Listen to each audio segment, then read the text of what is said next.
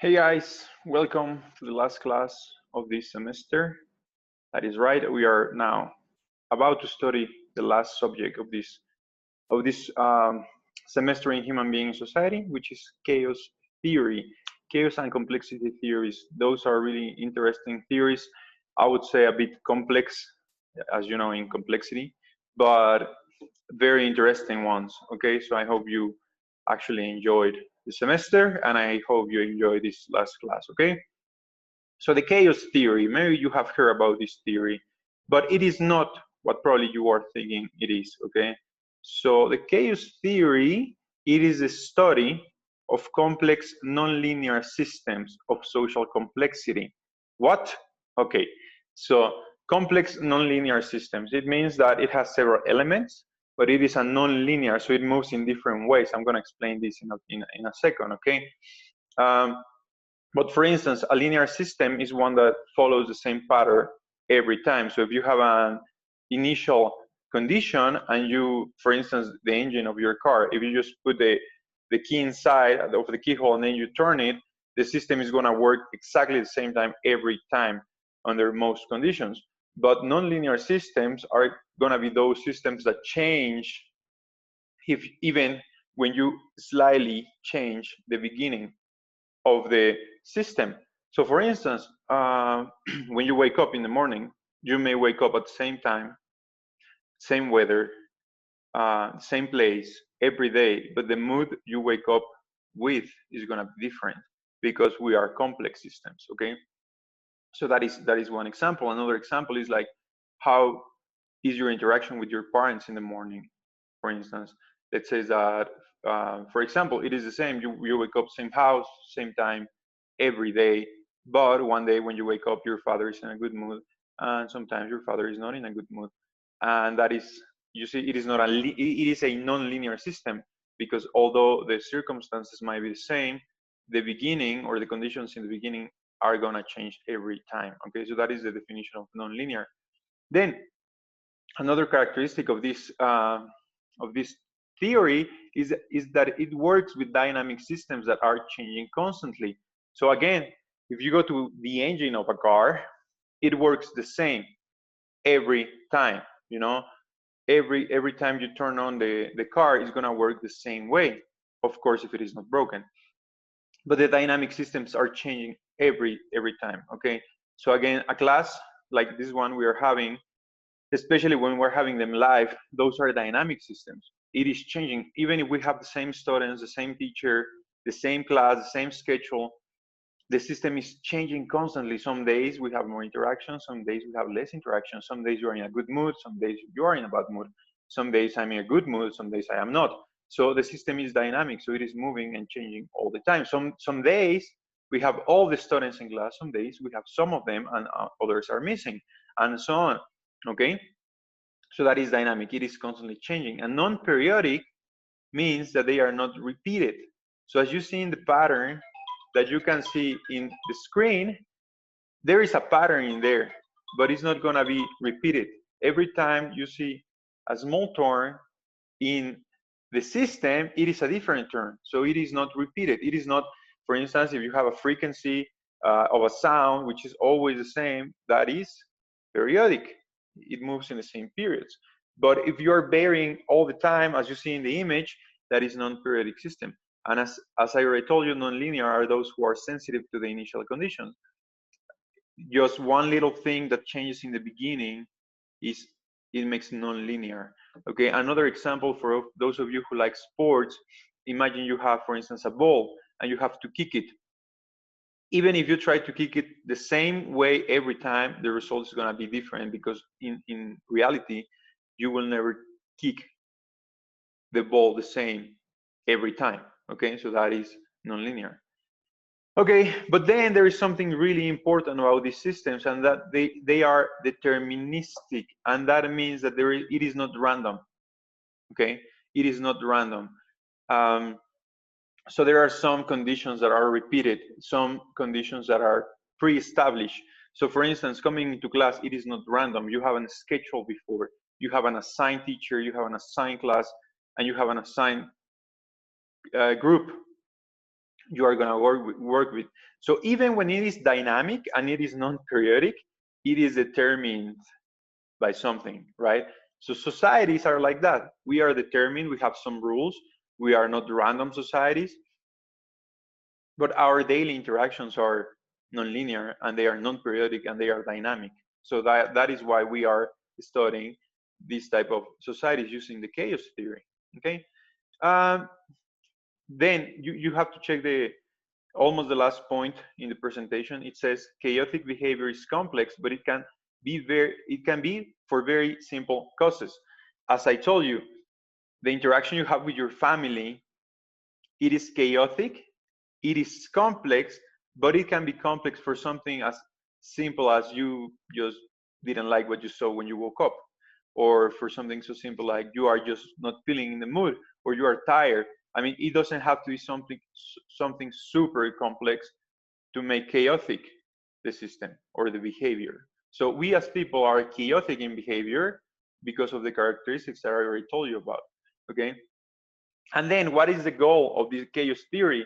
Number one is to understand that we live in chaotic systems, but number two is to find the order that we have in our society. So behind all of this chaos we see and disorganization and some things that make no sense in our societies, our goal through chaos theory is to find the order behind it. Like the universe, it may seem chaotic, you know, but there is there are rules behind it, so we are trying to figure that out.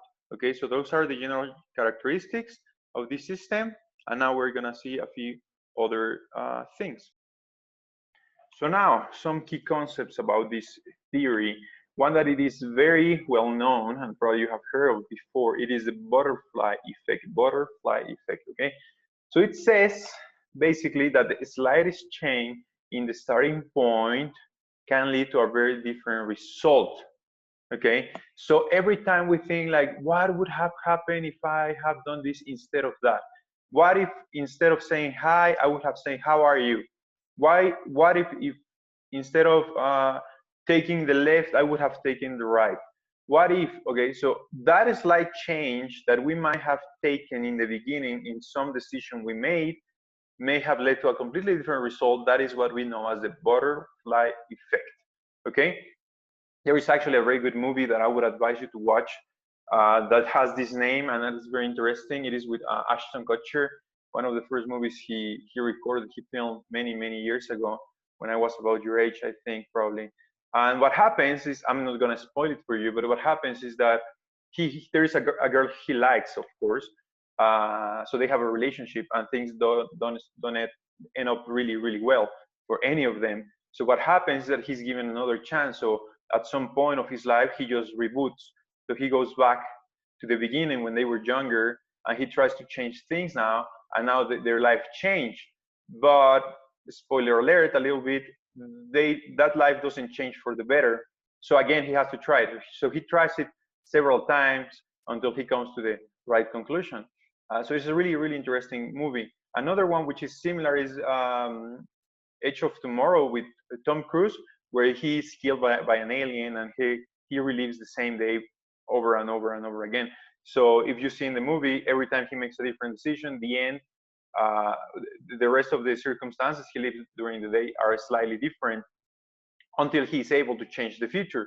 So that's basically the idea, and that is the butterfly effect. We change slightly what we did in the beginning, or if the beginning would have changed a little bit, the result would be different. And this effect comes from an old Chinese proverb that says that the wings or a flying butterfly may start a typhoon. Okay, so because they move the air in one specific direction, that may change the weather conditions, which is a little extreme, of course, but you get the idea. If you change slightly what you do in the morning, or slightly the way you talk to people, or slightly the way you behave at class, or slightly the way you do some things, the results are going to be very different. And I want you to think about this for a second. What happens if every day you have the same start and you would just change slightly one thing you do in the morning? How would your day improve?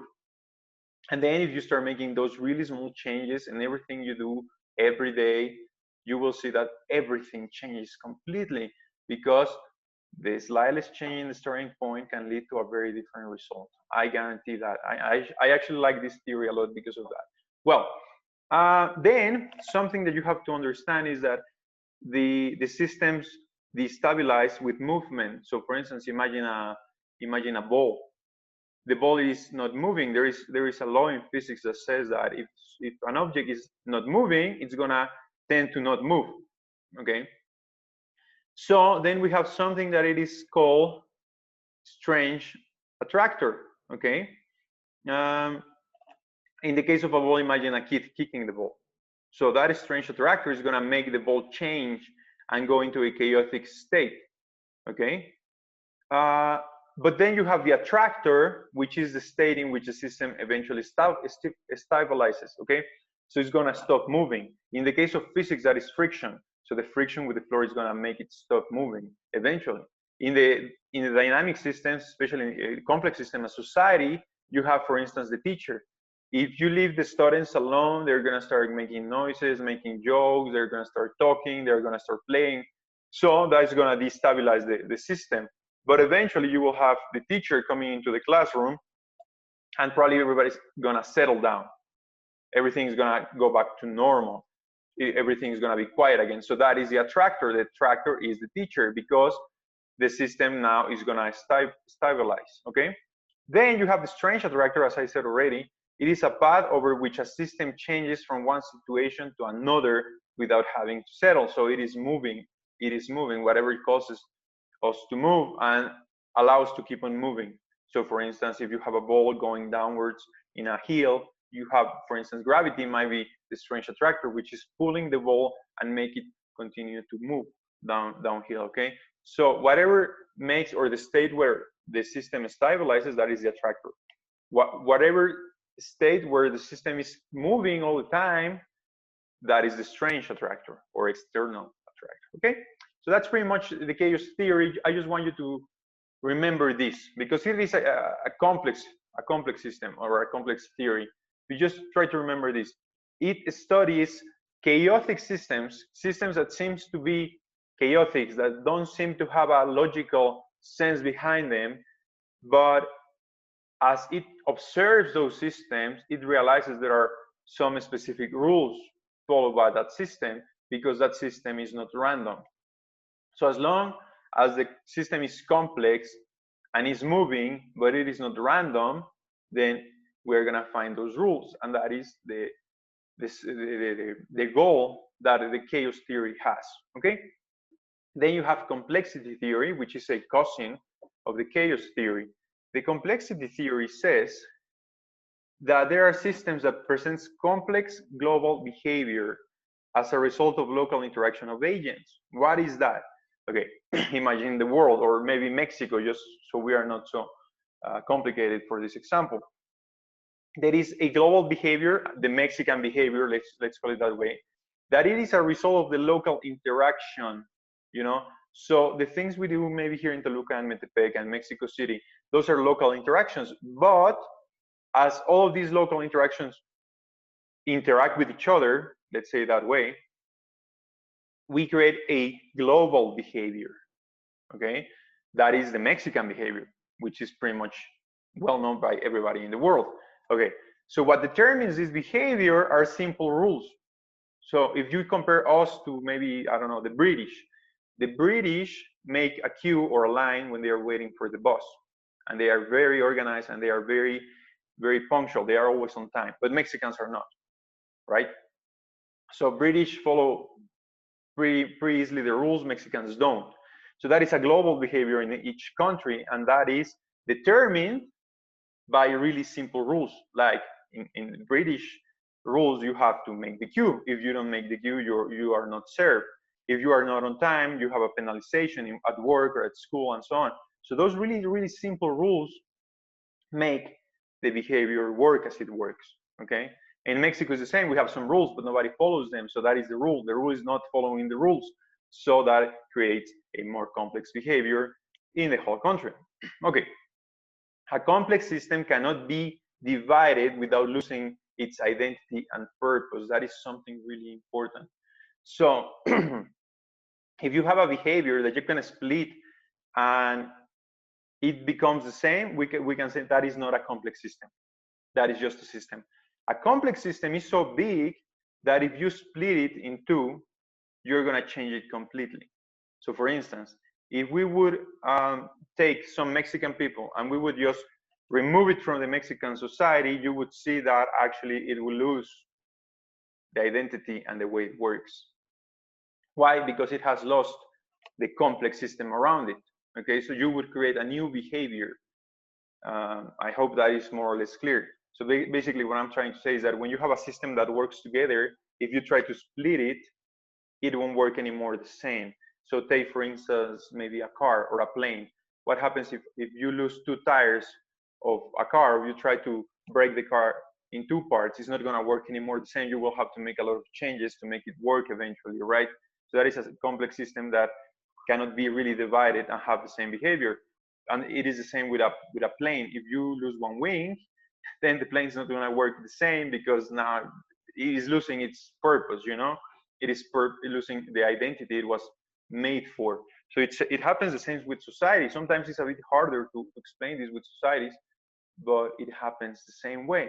So think about it. If you are with your friends, you're going to behave one way because of the global behavior you have as a group of friends. But when you're removed from your friends group, you're going to start behaving differently, because you have lost that purpose and that identity. And it is the same with your family. You may behave some way with your family, but in the moment you are divided from your family, you're going to start behaving in a different way. And that is how a complex system works. You cannot divide it without losing the purpose and the identity. Okay. And the complexity system is related to a number of interconnection or interrelationships. Okay. So you need several points, as you see in the image. You have a lot of people connected in several different ways, and that creates the complexity system. Okay, so those are some of the characteristics. Key concepts. Number one, size. The bigger the system, the greater the complexity. As I told you already, you as a group of friends or classmates, you are a complex system already. But the more people we add, the more complex it becomes. So think about Tech Millennium as a whole. We have over 1,000 students. If we have them all together, it's going to be crazy, and it's going to be really complex to understand it and to manage it. Okay, so the bigger the system, the greater the complexity. Ignorance. It talks about those things we don't know about the system. There are always parts of the system that we don't understand that we want to know. So also, if we ignore some parts of the system, it's going to be harder to understand the system. And then variety is related to the different nature of the parts of the system. So I already told you, imagine Mexico. Mexico is a complex system, but it is composed by different smaller systems or smaller parts like states and cities and families. Okay, so it is a really complex system because it is huge. Over 120 million people make up this system, which is really complex. But then it is composed by the smaller systems or parts like your family, like us as Toluca and Metepec citizens, or Mexico State and Sonora and Chihuahua. So there is a variety in components. And that also makes a system really complex, because the more variety it has, the more complex it becomes. Okay, so those are some of the key concepts. And now, just to finish this class, guys, I want you to think about a theory there is, that it is called the 6th degree of the separation, that says that everybody in the world, as in the complex system is stated, complexity, we are interconnected with any other person in the world only by 6 different people. So it means that you may know everybody in the world, and you are split from that person in only 6 people. So I'm going to explain that in depth now that I see you in class. And make sure, if you have any questions, let me know. I will see you in a second.